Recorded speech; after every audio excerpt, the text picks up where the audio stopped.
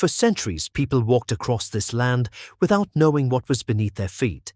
But deep underground, something extraordinary was waiting. An entire world had been carved into the earth. There were tunnels, rooms, stairways, and enormous chambers hidden beneath the surface. But one question immediately stood out. Why would ancient people build something like this so far underground? The mystery takes us to Cappadocia in central Turkey. Above ground, the region is famous for its strange rock formations and ancient settlements. But below the landscape lies something even more remarkable. Hidden among these rocks are entrances leading into the underground. From the surface, there is little to suggest what lies below. But once you descend, the landscape changes completely. The passage becomes narrower. The light from the surface begins to disappear. Step by step, the tunnel leads deeper into the earth, revealing rooms that were carved directly into the soft volcanic rock. And then the scale becomes clear. This was not simply a cave, it was a vast underground settlement with different levels connected by passages and stairways. Narrow corridors connected one part of the settlement to another. Some passages were tall enough to walk through comfortably, while others were much tighter and more difficult to navigate. Inside were spaces that could serve different purposes. There were rooms for living, storage areas, and places where people could gather. The underground world was carefully organized, but living underground creates one enormous problem: air.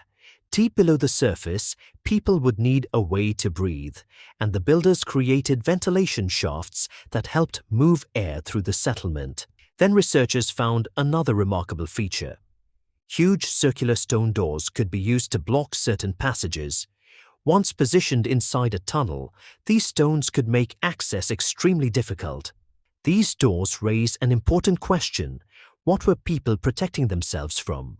One possibility is that the underground spaces were used as places of refuge during periods of danger. Imagine spending days or even longer below the surface.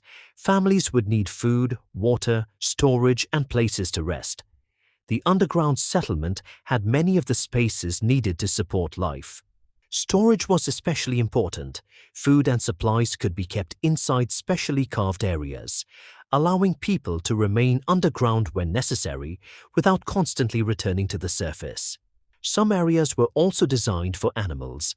This gives us an important clue. The underground spaces were not created simply as secret passageways. They were places where communities could actually function. But who created this extraordinary network? The answer is complicated. Cappadocia's underground settlements developed over long periods, with different communities adding to and reusing spaces. The surrounding volcanic rock was relatively soft, making it possible to carve by hand.